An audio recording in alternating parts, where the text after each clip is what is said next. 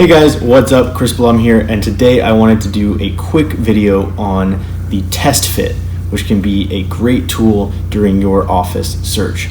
So a test fit is essentially exactly what it sounds like. It literally is testing your requirement, your company's programming onto a space or a floor plan.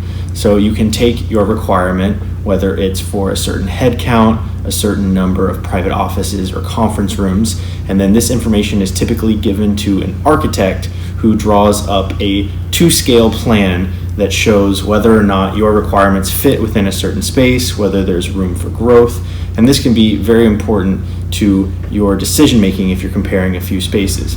So generally it is done when you've narrowed it down to a few select spaces because there is a cost associated with having this done. But this cost can usually be passed on to the landlord who's willing to pay for this as part of the cost of doing business as a landlord and attracting tenants to their space.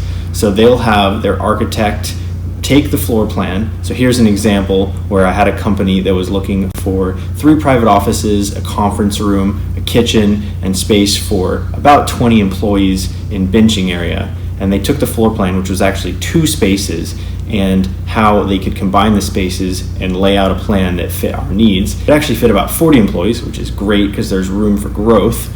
And then my client was able to use this floor plan to decide if the space met their needs and if they should move forward. So again, typically the landlord is willing to cover this cost, especially if they're an institutional landlord, and they'll either have their architect produce it, which is what was done in this case, or they can provide a test fit allowance so the tenant can have their own architect produce the plan. But even if the landlord is not willing to pay for it, it is often worth the money to have an architect produce these plans so you know as a tenant for sure that your requirement will fit within a certain space. I hope this quick video on test fits made sense, and if you have more questions, send me an email at the email below, and as always, like and subscribe if you're enjoying the content.